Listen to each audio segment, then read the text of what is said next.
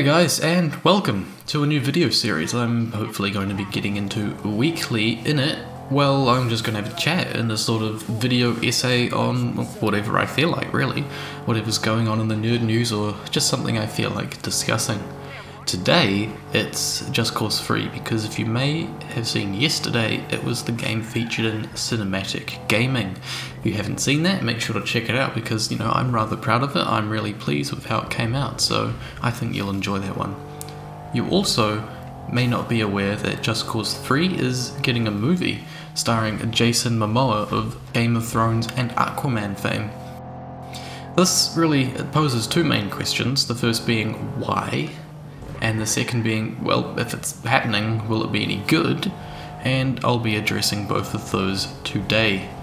As for why, well, I'd like to think the question's obvious. The question? The answer. The answer is obvious.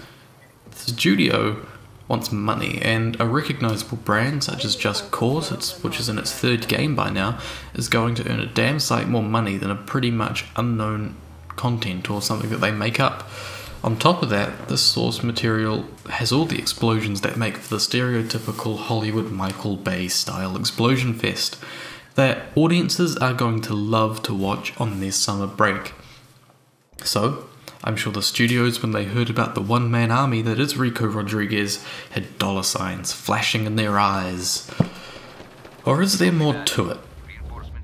The film's producer has been quoted saying, Just Cause 3 has a terrific story. It has Rico going back to Medici, the place of his birth, and then the subsequent displacement and murder of his family. Is it just me, or does it sound like he wants to make a more serious film? Which brings me on to the second section of this video, which is whether the movie will be good. And the way I see it, this movie will perform way better at the box office if it doesn't take itself too seriously. Look at the lead, Jason Momoa. He isn't known for his serious acting roles. He doesn't deserve, all the Oscars like Leonardo DiCaprio. And he's known for being that hot and comedic action type, like he was in Justice League, for example. If this movie achieves a similar tone, probably more akin to the Fast and Furious franchise, with the whole excessive explosions and woo, let's have a fun time, boom, explosions, hey, action, fast cars, boom. That was weird, okay. Anyway, if that happens, it'll probably be a fun time by all. Because at the end of the day, this is the story of a guy whose sole objective is to cause chaos and destroy stuff and overthrow dictatorships.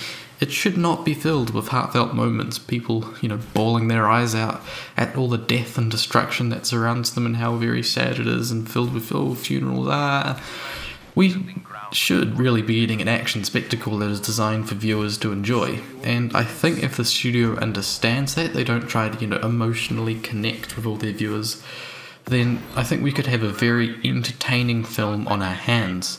If not, well, this movie could easily see its parachute fail to deploy and go crashing into the ground.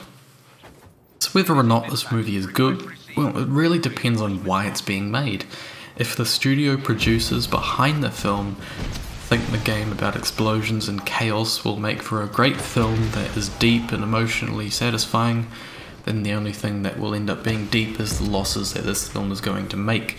But if the explosions are embraced and the director just has fun making an epic action movie, we could all be in for a great time at the cinema.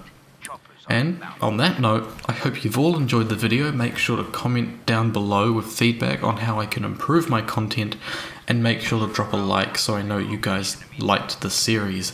Until next time, ladies and gentlemen, I hope you're having a great day, and I will see you next time. Peace!